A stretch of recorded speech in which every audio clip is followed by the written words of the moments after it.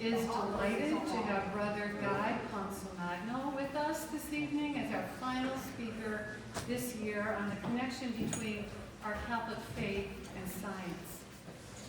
And yesterday's presentation, which I think some of you were able to attend, was fabulous, and I expect this will be the same. Brother Guy is an American research astronomer, physicist, Jesuit brother, and recently retired director of the Vatican Observatory, and is still the president of the Vatican Observatory Foundation. He continues to travel widely, and we're so happy he made Holy Spirit as one of his destinations. And just as an example, we picked him up at the airport Friday night. Tomorrow he's leaving for Boston, and then to London, and then to Rome. So somehow we were graced with being able to get him to come here to me. Brother Guy's education and experience have brought him around the country and the world, including to Antarctica. His education included a BS and a Master's in Planetary Science from MIT in 1974 and 75 respectively, and a PhD in Planetary Science from the University of Arizona in 1978. Following that, he was a postdoctoral fellow and lecturer at Harvard College Observatory, followed by the same role at MIT until 1983. That year, he left MIT for the Peace Corps, where he taught physics and astronomy in Kenya for 2 years. Returning to the U.S., he became an assistant professor of physics at Lafayette College in Easton, Pennsylvania, until his entry into the Jesuit order, taking his vows as a brother in 1991. He then continued his studies at Loyola and the University of Chicago before being assigned to the Vatican Observatory in 1993. From 2000 to 2009, Brother Guy was a visiting scholar, professor, and/or scientist at several Jesuit universities and the Goddard Space Flight Center. He served on governing boards of the oh my goodness, I did it again, brother. Meteorical Society, International Astronomical Union Division III, Planetary System Society, commissioned 216 moons and planets, American Astronomical Society Division for Planetary Science, and has been a member of the IAU Working Group on Planetary System Nomenclature and the Mars Nomenclature Task Group. Obviously very well qualified to be here speaking with us today. Somehow in the midst of all this work, Brother Guy found time to co-author 2 astronomy books, Turn Left at Orion and Worlds Apart. He is the author and co-author of 4 books that explore faith and science, including The Way to the Dwelling of Light, Brother Astronomer, God's Mechanics, and my favorite title, Would You Baptize an Extraterrestrial? And they are, by the way, many of the books are still left over here if anyone wanted to purchase any. As if that wasn't enough, he has written or co-authored articles in many journals and writes a monthly column on astronomy for the British journal, The Tablet. Please welcome our speaker for this evening, Brother Guy Consolmagno.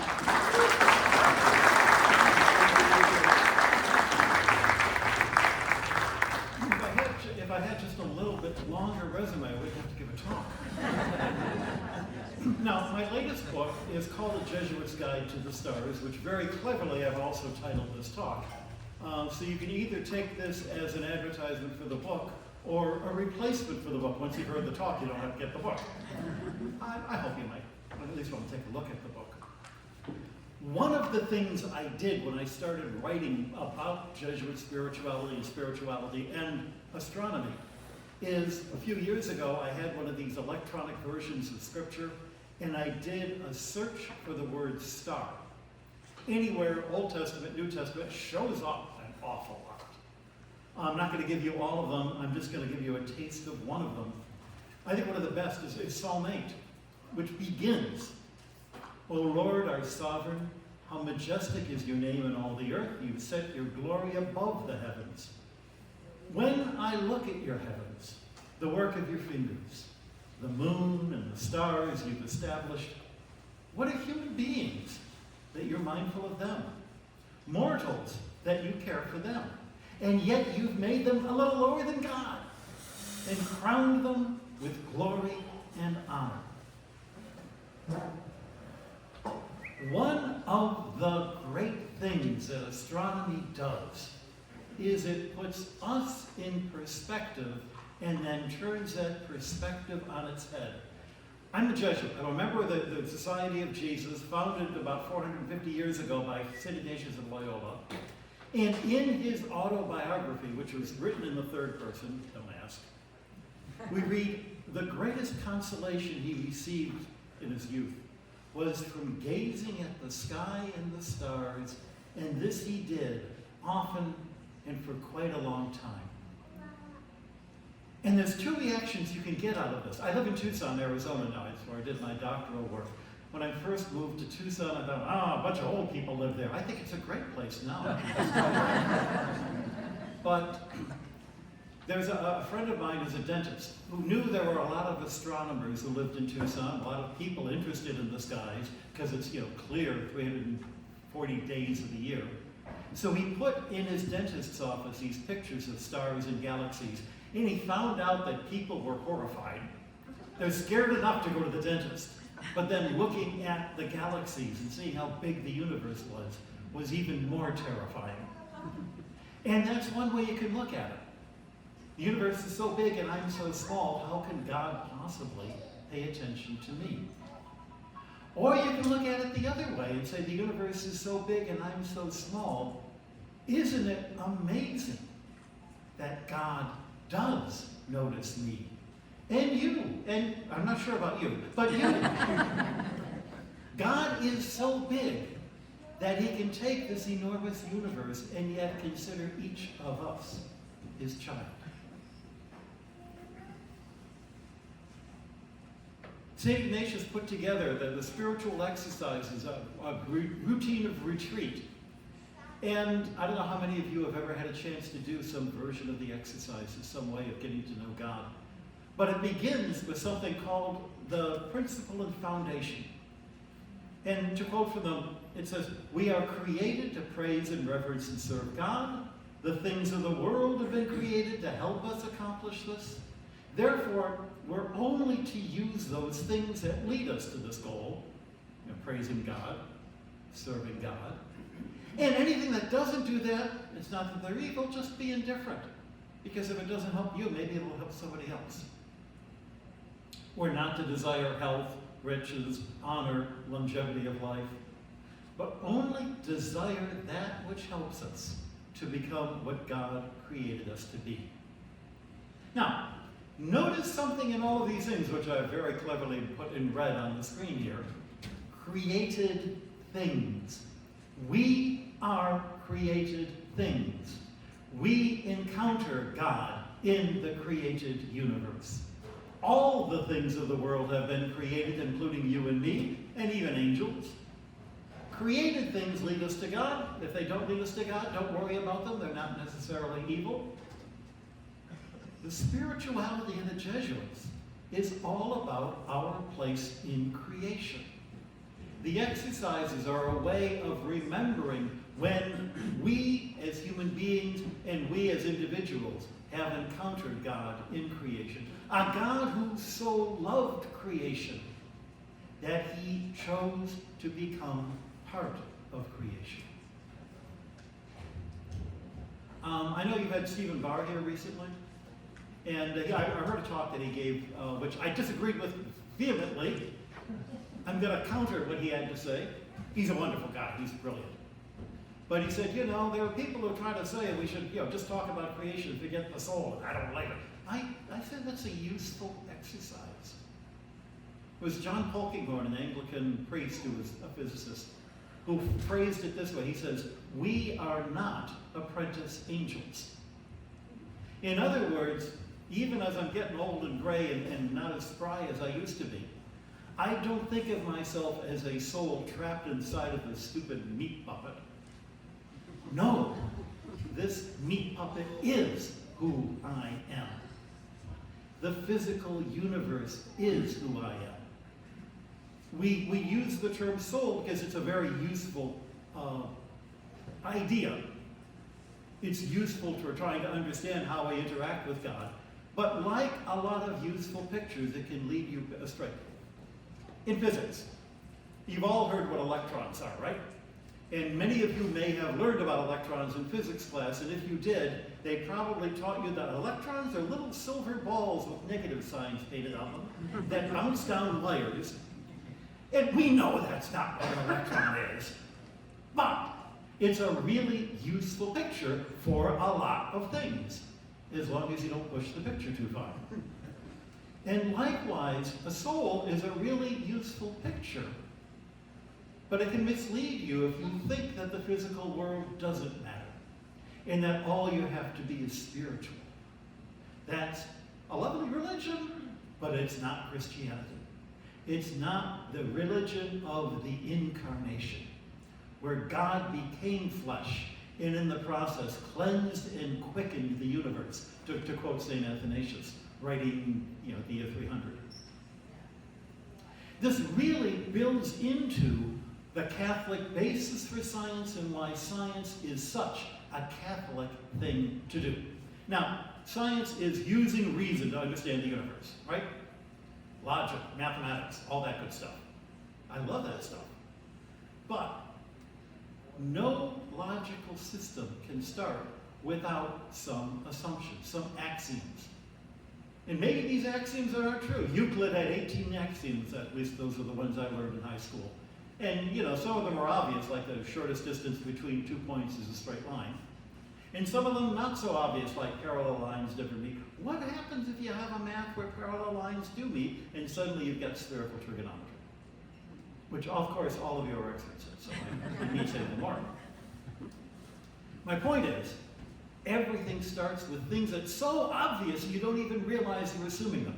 And these actually are based in your belief about how the universe works, which is another way of saying your cosmology, which is another way of saying your religion. If you're going to be a scientist and study the universe, you've got to believe that the universe is a real thing. You're not just dreaming it. You're not just projecting your bad pizza last night onto the universe. I'm not, a butterfly dreaming that I'm a scientist. I'm not a Zen. That's not me. I've got to believe that there's actually a physical universe. Even if I will never completely understand it, I've got to believe that it exists. If I'm going to find the laws of the universe, I've got to believe ahead of time that there are laws to be found. And, who was the first person to think of that? The ancient Romans, who were great engineers, but terrible scientists. They knew how to build things, but they had no idea to explain why they worked the way they did. They see a lightning bolt and they said, oh, the god of lightning threw it. Well, if everything that happens in nature happens because there's some deity making it happen, then you can't do science. You've already got an answer. Why did it happen? The gods made it happen. Shut up, don't ask. But if you don't believe in those gods, then you're free to ask, okay, where did the lightning bolt come from? There is a third thing, and sometimes the hardest thing. You have to believe that understanding the universe, maybe it's useful, it stops you from being killed, and it gives you bridges that don't fall down, and medicines that work. That's nice. But that's actually not why scientists do it. We study the universe just because knowing the universe and knowing the truth of the universe is a source of joy, and that joy is evidence of the presence of God. At the end of the day, engineering is great stuff, but science is a little bit different from engineering. Science is not about does it work, even if I don't understand how, like the Romans, but what's going on? How does this universe work? What are those things up in the sky we call stars? It's not going to make me, fat and happy, but it will give me joy. That was, of course, essentially my own life. I'm a Sputnik kid. I was starting kindergarten the year that the Soviet Union put up the very first satellite, Sputnik. My birthday was in September. Less than a month later, in October 1957, there was an artificial satellite. And that's me, trying out my glare to see if I'm ever going to be a professor someday. Like all the little boys in the 60s, I was going to be a scientist. And I learned my astronomy, and I had a great time learning it. Then, about 1966, I encountered the Jesuits, and I went to the Jesuit high school in Detroit. And there they said, all the smart little kids are going to do Latin and Greek. I wanted to be a smart little kid. So, of course, I did Latin and Greek. And by the time I graduated in 1970, I was very confused. Now what am I going to do? Am I going to be a scientist? Am I going to be a newspaperman? Am I going to be a lawyer? Maybe I'll even be a Jesuit. Jesuits, they get to wear black clothes and look really smart. Ooh, I want people to think I'm really smart. Yeah. I had no idea where I wanted to go and what I wanted to do. Growing up in Detroit, my dad was from Boston. And so I thought going to Boston would be a great thing to do. He went to college in Boston. I could go to college in Boston. And I wanted to be around Jesuits, so I went to a certain college in Boston run by the Jesuits. I won't mention its name. And I arrived in fall 1970, and I'm in the freshman dorms, and it was kind of, I wouldn't say it was a party school, but that's what I mean. The local liquor store delivered to the freshman dorms. There was, just say, a lot of horrible smells in the freshman dorms every Friday and Saturday night. And I realized I didn't belong. I didn't fit in. Not only that, but these kids, after they were ruining their study habits by the things they did over the weekends, they'd come to me, and I'm thinking, why are you telling me your problems? You're an idiot. Of course you got problems. Life is tough when you're stupid. I couldn't stand it. So I thought, well, I was thinking of being a Jesuit anyway, and my roommate was dating the girl I was interested in, so there was no future there. So I found a Jesuit, and I said, I want to join. And he said, son, I hate it when they call you son. Son, have you prayed about this? I'm thinking I'm 18 years old. Who prays? Come on. Go to your room, close the door, and ask God. Goofiest thing I'd ever heard of, but sure, why not? So I close the door. I'm saying, here I am, ready to be a Jesuit. I know they're desperate for that. They'll take anybody, and I got to get out of the dorms, and I'm waiting for a voice in the ceiling. No voice in the ceiling. While I'm waiting for a voice in the ceiling, a question pops into the back of my head. What kind of job is being a priest? Sunday, you tell everybody how to live. I could do that. But the rest of the week, I guess priests, they must have a desk, right? You have a desk? And papers on the desk? And what are those papers about? They're probably about people with problems, about just the kind of people I'm trying to get away from because I'm terrible at dealing with them. Oh, this would be a really terrible job for me. So either I hadn't heard anything from God because there was no God and therefore it would be dumb to be a priest, or I had heard from God that it would be dumb for me to be a priest.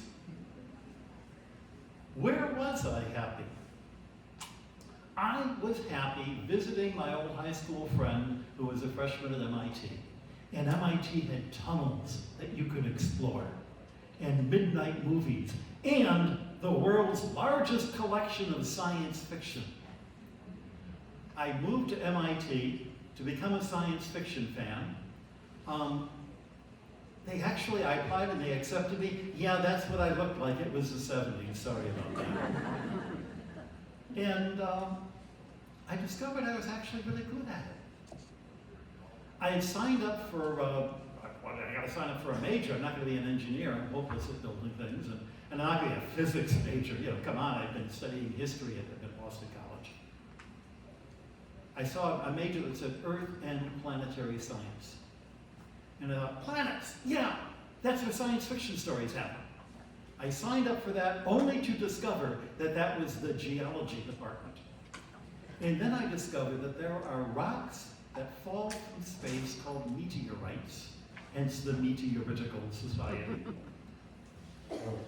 And you can actually hold pieces of outer space. This was thrilling. This was great. I was so involved in it that I started doing a thesis, and my advisor said, this thesis is worthy of a master's. Stick around, we'll give you a master's for it. And we'll get you into a brand new department in Arizona. And I got my doctorate doing this stuff. And I got a postdoc, 2 years at Harvard doing this stuff, and 3 more years at MIT doing this stuff. And that sounds really impressive until you realize 5 years as a postdoctoral fellow means couldn't get a real job. By the time I'm 30, I'm walking across this bridge, looking at that skyscraper where my office is, wondering, why am I knocking myself out trying to, write papers about the moons of Jupiter that only 3 people are going to read and 2 of them are my enemies? When there's people starving in the world. Because remember, those Jesuits had instilled this terrible thing called a conscience. What good is astronomy when people are starving? And that's why I quit and joined the Peace Corps. And they sent me off to Kenya. And I discovered, I was a lot skinnier then, I discovered that the people in Kenya, when they heard that I had a doctorate in astronomy, they wanted to know, what's it like in space? Can we be part of it? The students that I was teaching at the Boys Center in Nairobi started their own astronomy club. When I went up country to my fellow Peace Corps volunteers with a little telescope, everybody in the village wanted to look through the telescope. Everybody in the village. Have you ever seen, in this room, anybody, the craters of the moon through a little telescope or a pair of binoculars? Yeah. Isn't it incredible? Have you ever seen the rings of Saturn through a small telescope? How many of you have ever seen the rings of Saturn through a small telescope and not gone, oh, wow? And the people in Kenya would go, oh, wow, because they're incredible. They feed your soul. I had a clever cat in those days. Yeah, better at being a cat than I could be. And my cat was not interested in looking through the telescope. That's not something cats do. They're just interested in food and a nap. But human beings have souls to feed. We don't live by bread alone. I've read that someplace. And it's true. I was so enthralled with the sense that astronomy tells us more than just, how do I fill my stomach? That it feeds my soul. That I got a teaching job at Lafayette College, and I discovered small college teaching was what I really loved. So I joined the Jesuits, I took vows, and of course, you take about 3 vows as a Jesuit. Poverty, I'd been a grad student, I was used to that. Chastity, I'd been a grad student, I was used to that. Obedience, not so used to that.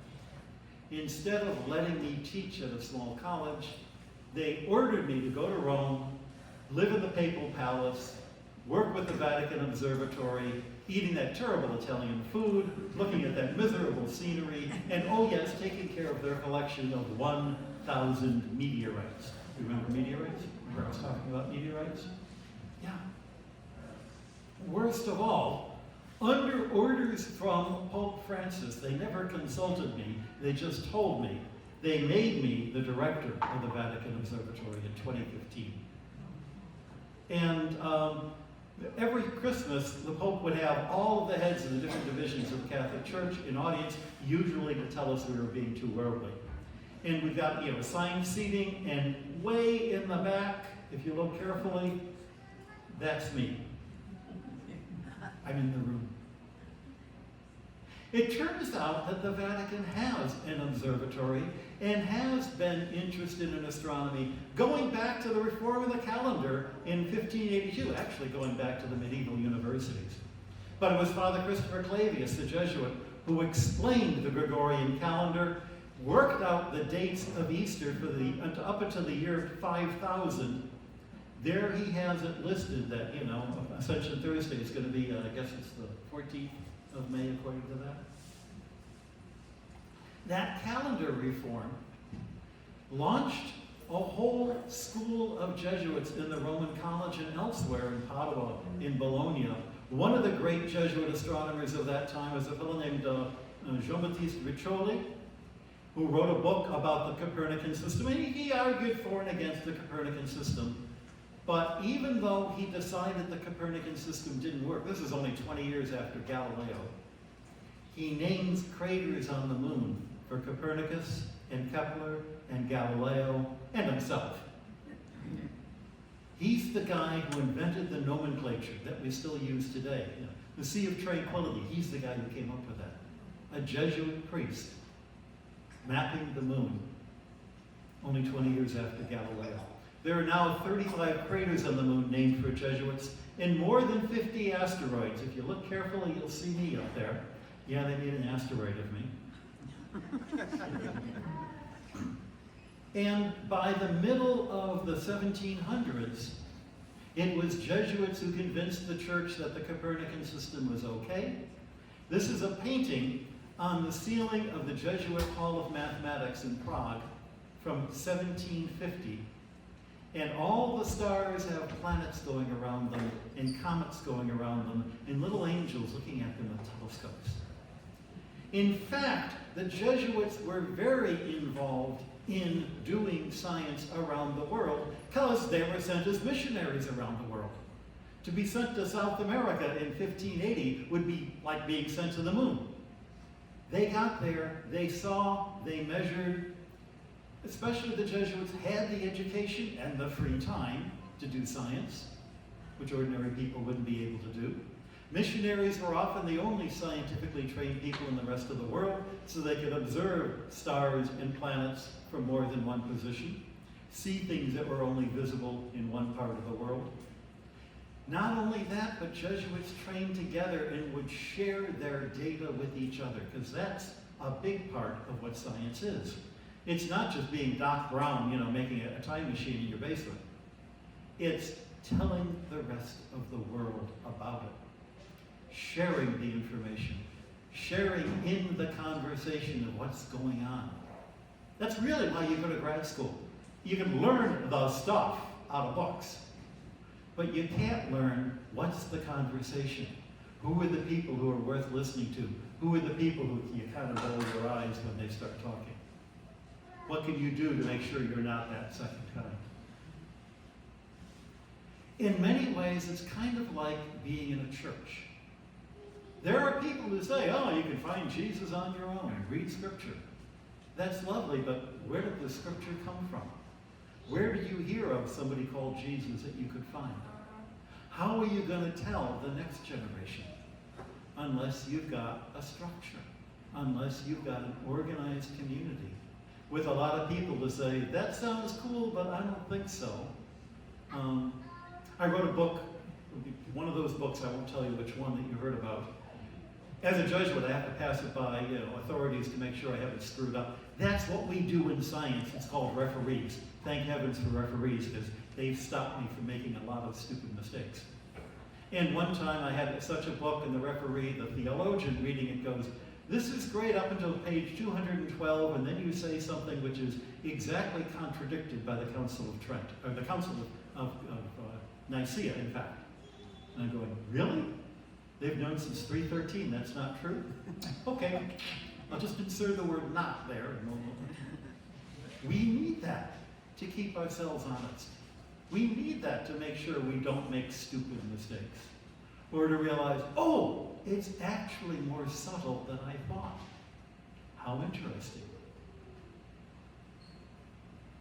This is a marvelous picture of all of that from Siam in Thailand, of a solar eclipse The drawing is not very good because it makes the sun bright instead of dark, but they're all observing an eclipse. One of the things that happened in the 18th century was that was one of the times when Venus passes in front of the sun. And if you observe that from far distant positions on Earth and compare the time it takes, the difference of where the Venus crosses as seen from one part of the Earth to the other, you can do the geometry and work out in terms of how many kilometers am I from that other guy, how many kilometers must we be away from Venus? That's why Captain Cook went to the South Seas. That started the whole idea of, Captain Kirk going off for exploration. Kirk is just a... That's why a couple of astronomers, an astronomer and a surveyor, left England for South America to observe the transit of Venus. The astronomer was Charles Mason, and the surveyor was Jeremiah Dixon. And on the way home, they stopped in the New World and did a survey of a little line between Pennsylvania and Maryland. That's how we got to know. And at the time of the transits of Venus, a quarter of all the observatories in Europe were run by Jesuits. And Jesuits did a lot of these measurements elsewhere in the world. There's one Jesuit astronomer in particular I'd love to tell you about, Angelo Secchi. A few of you in this room, maybe you would have read as kids, you've heard of the Don Camillo stories. Anybody set in Italy after World War II? I guess I'm the only one. They made movies about them in the 50s. Anyway, Don Camillo came from the same little village that Angelo Secchi comes from. A little village north of Bologna called Reggio Emilia. Bright kid, born in 1818, gets an education in math, enters the Jesuits at about 16, gets an education in physics. He's being trained to be a physics teacher at a Jesuit high school. He's in Rome, getting ordained, when 1848 comes up. Big revolutions throughout Europe. Garibaldi's armies march into Rome. Secchi has to flee. He goes first to the north of England to a Jesuit school that happens to have a telescope. And after a few months, he then gets a job at Georgetown University in Washington that happens to have a telescope. He gets the telescope bug. A couple of years later, the French army kicks Garibaldi out of Rome. The Pope can come back to Rome. It's still the Holy See, an independent country. And Secchi is named the director of the observatory. While he's there, he photographs the sun during an eclipse, and he compares the corona, the white ring of fire at the edge of the sun, with photographs taken 100 miles away, which have the same corona, proving that the corona is actually attached to the sun and not just an optical illusion. He works out the connection between terrestrial magnetic fields and sunspots, a thing that we're still worried about today. NASA has a satellite that has a package called the Sun-Earth Connection Coronal and Heliospheric Investigation Package. He's a NASA acronym. That's how important a scientist he is. They're never going to make one out of Consolmagno, trust me. The best thing he does, though, I don't know if you've ever been to Rome, if you've ever been to the Church of St. Ignatius, big Jesuit church right near the Jesuit College. That's what the church looks like, and it's got this dome over the altar. Except that picture looking up, that's looking straight up. Kind of a funny dome. In fact, the ceiling is flat, and the dome is painted in perspective to create the illusion of a dome, because they ran out of money and they never got to build the dome. Which means that the roof of the church was flat with pillars strong enough to hold telescopes, and he put telescopes on top of those pillars. And with those telescopes, he did something that no one had ever done before. Before then, astronomers were hired to measure the positions of stars. You could do timekeeping, like the Gregorian calendar, or so that you could do navigation. Very practical. Secchi takes a prism, sticks it in front of the telescope lens, and looks at the spectra of stars. Not just a couple bright ones, 5,000 stars. And he realizes that all of these stars can be classified into 3 or 4 or 5 groups. And he knows that the black lines, these are not photographs, these are drawn by hand. They didn't have color photography back then. The black lines indicate that the light from the star passed through a gas that contained these molecules that absorb these particular lines of light.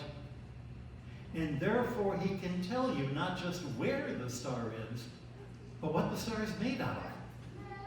And if you find the characteristic lines of, say, calcium, only they're shifted to the red of where you expect them, it means the star is moving away. And by how much it's shifted, I can tell you how. You can measure not only how the star is made, but how it is moving. This we call astrophysics. This is the beginning of what we use to, eventually measure the Big Bang. This is powerful stuff, done by a Jesuit priest in the 1870s. And notice, it does absolutely nothing for putting food in your stomach. The only reason it's interesting is because we're human beings with souls, I guess I have to use that word, who are curious about who we are, what this universe is, and how we fit in it all.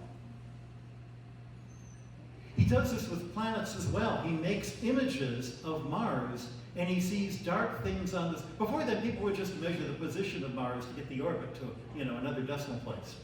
He's saying, no, I want to see what actually is on the surface of Mars.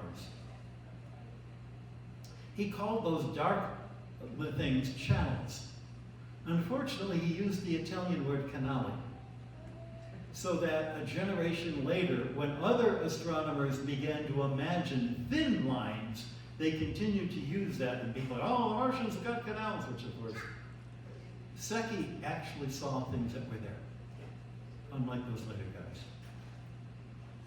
Looking at the universe and having this incredibly human reaction of wondering, what is it? How does it work? What is it made out of? What does it remind me about things on Earth? And how is it different from Earth? That's something astronomers do. But there are Jesuits who are not astronomers, or Jesuits who are astronomers but not professionally. One of them is one of my favorite poets, same time as Secchi, George Manley Hopkins. In an early poem, it turns out Hopkins was an amateur astronomer, really good. In an early poem, he has a character in a play he's writing compare herself to a comet. And in the description of the comet, the description is scientifically so accurate that you can actually figure out which comet it was he was talking about. I am like a slip of comet scarce worth discovery. In some corner seen bridging the slender difference of 2 stars. There actually was a comet about that time that went between 2 stars of similar brightness. Come out of space, or suddenly engendered by heavy elements, no man knows. But when she sights the sun, she grows and sizes and spins her skirts out, while her central star shakes its cocooning mists. And so she comes to fields of light. Millions of traveling rays pierce her. She hangs upon the flame-cased sun and sucks the light as full as Gideon's fleece. But then her tether calls her, she falls off, and as she dwindles, shreds her smock of gold amidst the sistering planets, till she comes to single Saturn, last and solitary, and then goes out into the cavernous dark. So I go out. My little sweet is done. I have drawn heat from this contagious sun to not ungentle death now forth I run. Astronomy as a metaphor for human life. His best poem, his most famous poem, I've got to share with you, I just love this. The world is charged with the grandeur of God. It will flame out like shining from shook foil. It gathers to a greatness like the ooze of oil crushed. Why do men then now not wreck his rod? Generations have trod, and all is seared with trade, bleared, smeared with toil, and wears man's smudge, and shares man's smell. The soil is bare now, nor can foot feel being shod. And for all this, nature is never spent. There lives the dearest freshness deep down things. And though the last lights off the black west went, oh, morning at the brown brink eastward springs. Because the Holy Ghost, over the bent world, broods with warm breast, and with bright wings. This is 150 years ago. It could have been written yesterday. And it reminds us that understanding the universe gives us hope, even as we trod and smear with trade. That picture, by the way, is a chasuble at Stonyhurst College, in the college that Zeki went to, which also is a place where Matt Hopkins studied. And maybe that was the Holy Spirit with the spread wings he was thinking of. How do we, as people of Scripture, as people of God, understand the universe? A lot of people will challenge us with Genesis, either saying, oh, Genesis is so wrong, how can you believe in Scripture? Or, Genesis tells us everything, why do you have to believe in science? And I've gotten that from both sides. We do take Genesis seriously, not as science, the best science of its day, which is to say that 100 years later it was 100 years out of date. But what Genesis tells us about the Creator never goes out of date. The book was written by Jewish scholars during the Babylonian captivity. It's Babylonian science. The world is flat. You don't believe? Just look out the window. And there's a dome overhead. You don't believe? Just look out the window. And water above and below the dome. You've had a few bits of water falling on you from the sky overhead. We know it's Babylonian because the very word in Hebrew for the chaos that is at the beginning is the name of the Babylonian dragon, Tiamat. According to the Babylonians, the stuff that the Jewish kids would have been learning in their schools, according to the Babylonians, there was a big fight amongst a bunch of gods, and this dragon came along, and they killed the dragon, and we are all by accident human beings made by mistake in a corner of the corpse of the dragon. But the greatest thing that we've done, we fooled those gods, was to create the greatest in humankind, the city of Babylon. And the Jewish scholars are going, I don't want my kids to think that. Instead, they write a story with that same cosmology, but with a totally different theology. In the beginning, God is already there, outside of space and time. God is not a God of lightning bolts. God does not serve as a replacement for the laws of nature.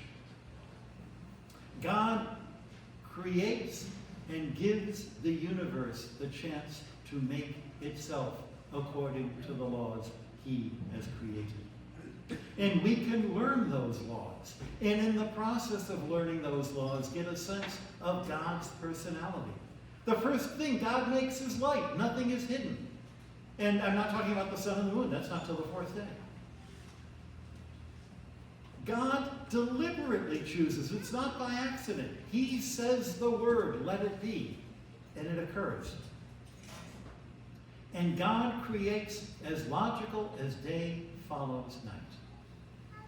And at every step along the creation, He looks at creation and says, it is good. Or as a friend of mine said, you could translate that from the Hebrew as God saying, yeah, that works.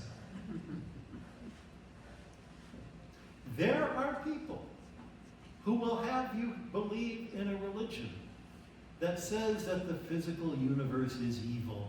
Our goal is to be spiritual people and meditate above all of that. Chocolate. Chocolate was designed by the devil to give you acne and to make you fat. That's what they would tell you. But we as Christians know that God creates good things. Chocolate is a foretaste of the goodness of heaven. It should be treated like a sacramental, right? Which is the religion you want to believe in? Finally, what is the goal of creation? What is the ultimate thing created? What is it all building towards? What is it all about in the story of Genesis? What is the last and most amazing and most unexpected thing created? Anybody? Humans are only made in the sixth day. Nuh-uh. It's not humans, it's the weekend. It's the Sabbath. It is God saying, yes, of course, you've got to feed yourself and clothe yourself, but take a day off and just contemplate the stars. Take a day off and ask yourself, what is this incredible universe and who was responsible for it? And boy, isn't it wonderful. Whether you're doing it by writing science or writing poetry,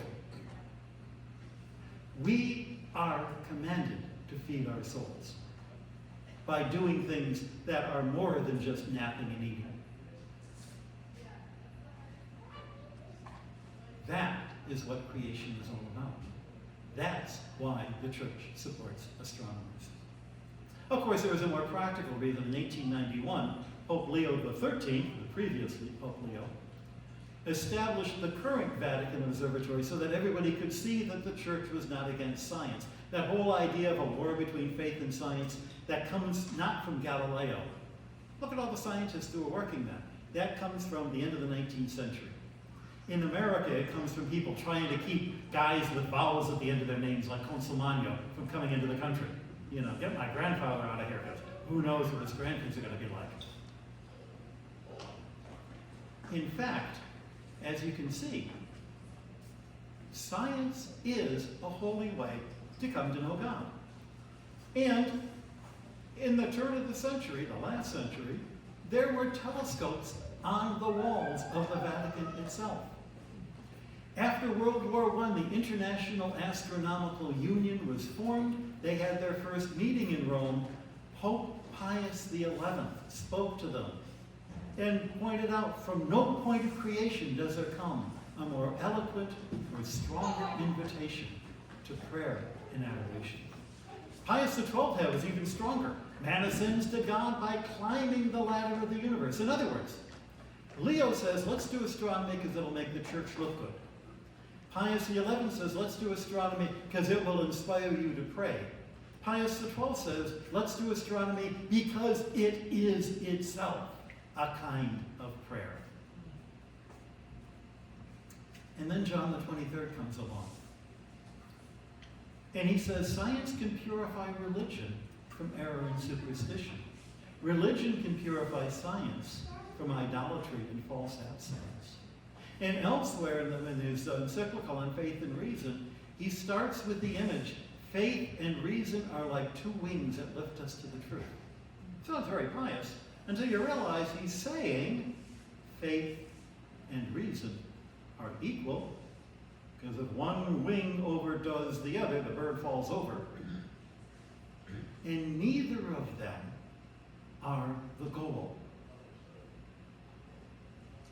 The point of our evangelization in the church is not to make everybody Catholic, it's to make everybody closer to the truth, which is to say, closer to God.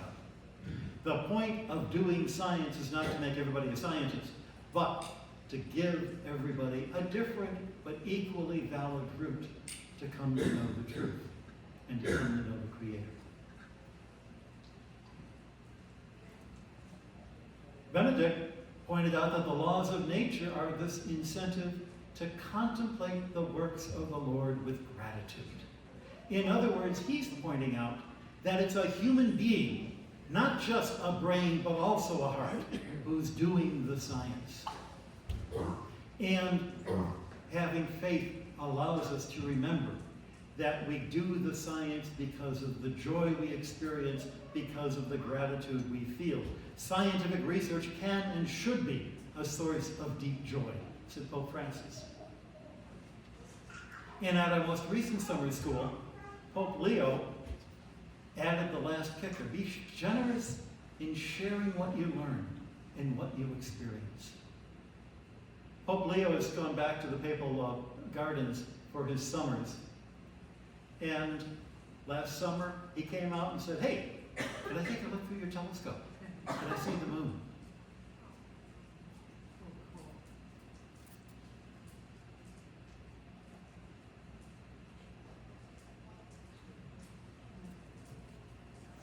Yes, you can see the moon in the daylight. If it's, actually look for it in the next couple of mornings. You can see the moon.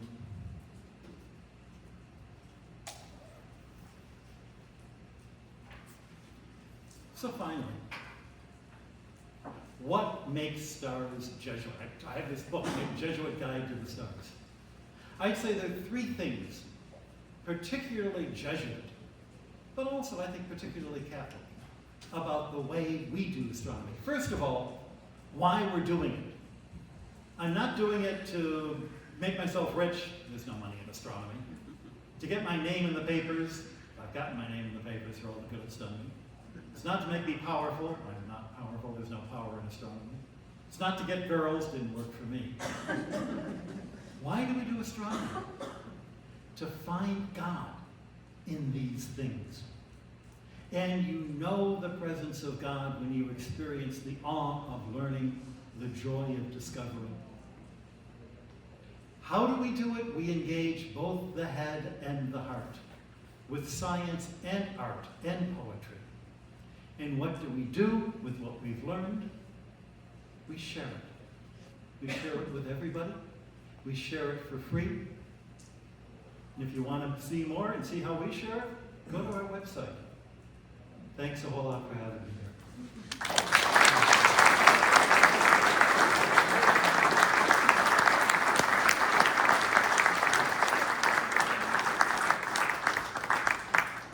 So we thank Brother Guy. This is the conclusion of a wonderful year focused on how faith and science work together. And honestly, I think Brother Guy had the perfect conclusion for this year's focus. So thank you so much, Brother Guy. Thank you.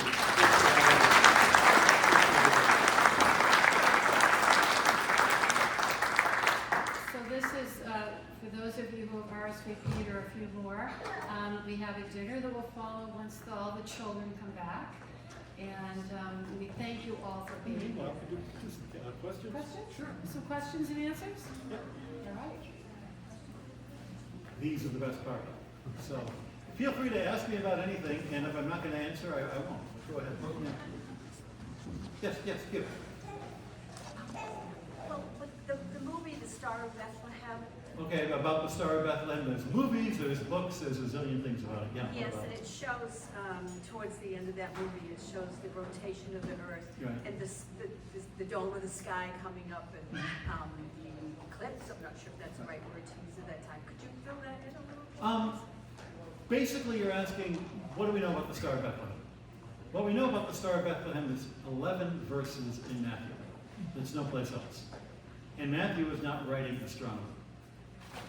I've got a whole chapter of it in that book, Would You Baptize an Extraterrestrial? Because the subtitle is, and all the other crazy questions they keep asking us, except they made us take out the word crazy. Because it's not a crazy question. We don't know what the star was. It could have been an astronomical event. It could have been a pious story invented by Matthew to say that Jesus is a greater king than Augustus, who used astrology to Caesar Augustus. It could have been a total miracle. I don't know. What I do know is that there is this story which has captured people's imagination for 2,000 1,000 years. And I'm not sure why, but I can't deny that it's there. It captures my imagination. It makes me want to know and wonder. And yeah, I've read a bunch of different theories, and there's some that I like more than others, and that's in the book. But I'm not going to sell one theory over another right now. I'm not going to take you away the fun that you could have of imagining for yourself what it might be. And there's new theories coming down the pike all the time. It's not a solved problem, and that's okay. But here is the essential thing about the star. Its purpose is to direct you to the baby. If all you do is you look at the star and you don't notice the baby, then you've missed the point. Because ultimately, it's the baby that it's supposed to be leading you to. Yes? What do you think of your brother, Teilhard de Chardin? My brother is actually a fellow named Edwin, but he's a musician and goofy and wonderful. And Teilhard, as a Jesuit, was goofy and wonderful. Teilhard was a geologist and a theologian, and 125 years ago, asked questions in a way that nobody had ever asked before. Really, what can modern science tell us about God? I think he's asking the right questions. I don't buy his answers. But that's okay. Because science questions that were being asked 125 years ago were good science questions, and we've learned that since then, the science is more complicated than we thought. An idea that hasn't gone out of date is an idea that wasn't worth anything, that nobody's bothered to use. A scientific paper that hasn't been superseded is a scientific paper that nobody bothered to read. So I think a lot of Teilhard's ideas, we can do better now. And 100 years from now, we'll be doing better again. But the questions he asked are the right questions. And for that, you give him great honor. When I joined the Vatican Observatory, the director then was an American named George Coyne. I had known George when he was an Arizona professor and I was a student there. And George tells the story. He did his theology in the 1950s. And all of the young Jesuits who were doing theology but had a background in science were called in by the rector to the library at the Theologate. And they said, "We have been told by Rome that the books of Teilhard de Chardin are dangerous. So we put them all on this shelf right here so you can be sure not to read them by accident." He's inspired a lot of people. And that's all to the good. But it doesn't stop with him. And the answers that we can think about don't stop with him.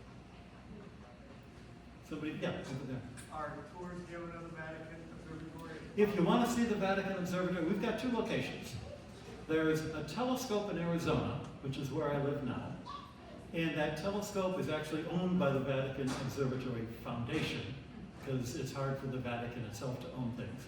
And so my other job was to be the president of the foundation and to raise money for it, because every year we've got to keep the telescope running, pay the bills, pay the engineers, improve the equipment, and we're doing that, and it's really a glorious telescope.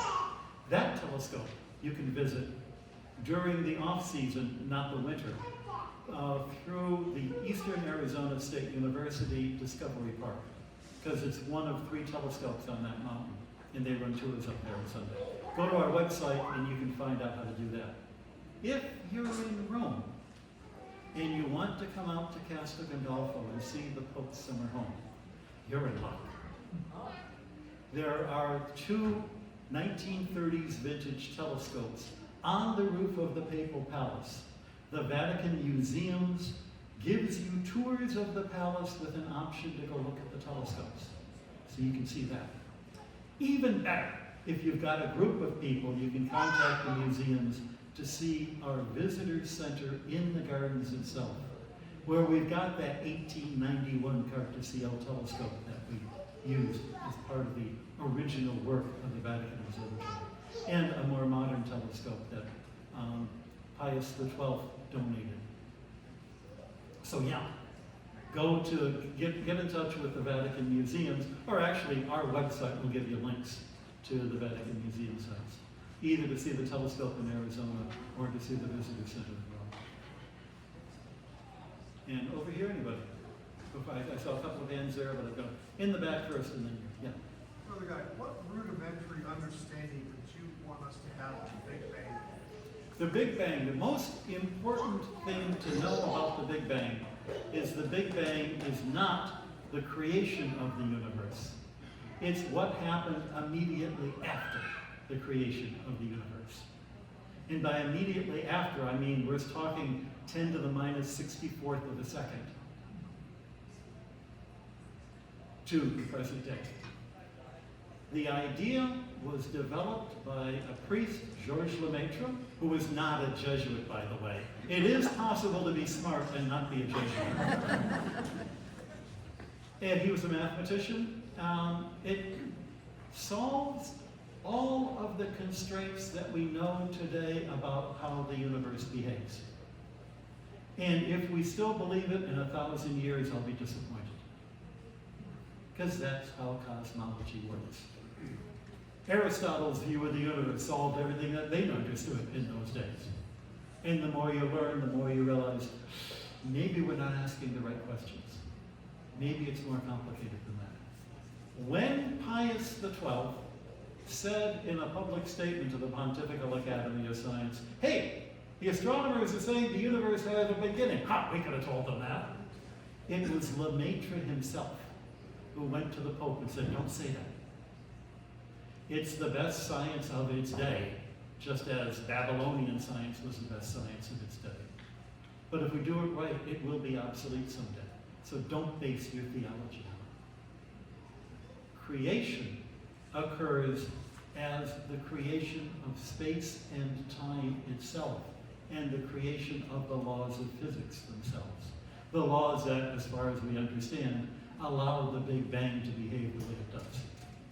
But that creation occurs as a singularity outside of space and time, so that every space and every moment of time is a moment of creation. And Thomas Aquinas knew that when he says that God, the Creator, maintains the universe. Is that too much? Sounds good? A shorter version of that would be, my religion tells me who made the universe, my science tells me how he did it. There's a nice soundbite for you. Okay, and somebody up in the front. Well, you first and then you. Yeah. How do you expect artificial intelligence might impact astronomy? Astronomy is a great place for artificial intelligence, unlike a lot of the places where it's trying to be used. Because we use it, there's a telescope just been built in South America called the Vera Rubin telescope. Vera Rubin was a professor at Georgetown, great friend of the Vatican Observatory, taught at our first summer school. She was a brilliant woman. And this telescope is named for her because it will observe the sky, the entire sky, 3 times a week. And then you go through all of those observations looking for anything that's changed. And artificial intelligence is great for doing that because we know what we're looking for. And we can train the computer to look for the things that we've decided are interesting. So we're still doing the thinking, it's doing the heavy lifting. That's what AI is great for. If it's a substitute for original thinking, then you're in big trouble. And there's nothing new about it. When I was an MIT undergraduate, my roommate worked at the artificial intelligence labs then, 1973. And the same issues that we're talking about now, they were talking about then. Do you remember the movie The Graduate? You remember the opening scene where Ben's being talked to by a friend of his father? Ben, I've got one word for you, one word, plastics. And of course the joke was that our parents' generation thought plastics were going to change the world and they would be everything and boy, it's going to be really important. And you know they were right. But we knew that plastic also meant cheap and shoddy and breaks easily and is a short term for junk. That's AI. It will be everywhere. It will be important. but in the wrong applications, it's shoddy and cheap and it's junk. And anybody who's trying to sell to the younger generation saying, featuring AI, no. It's like saying featuring plastic. I'm being told that there's some hungry people in this room, so I'm just going to end it there. You had the last question. Yes. Well, thank you. I just wanted to ask, going back to the time of Christ and the crucifixion when the eclipse, I don't know if that's the correct terminology to use, happened. Could you fill that in a little? Well, we know that the crucifixion happened during Passover. We know that Passover is when the moon is full. Therefore, whatever made the sun dark could not be an eclipse, because the moon is in the opposite part of the sky. We know where the moon was and when Passover was and when the dates line up. And from that, you can work out that we have one of two possible dates. People have a lot of fun doing these things. It's interesting if you're trying to work out the history. Everything that we know is consistent with, what Scripture tells us, depending on which, version of the crucifixion you're reading, whether it was Passover occurring on a Saturday or... It doesn't change my faith, but it makes my understanding of what happened in that time a little bit richer. And if it turns out I got it understood wrong, it's not going to destroy my faith. But thinking about it helps me realize we're talking about a real person in a real place at a real time under the same stars and moons and suns that you and I live under. And that's pretty darn astonishing. Thanks, everybody. Thank you.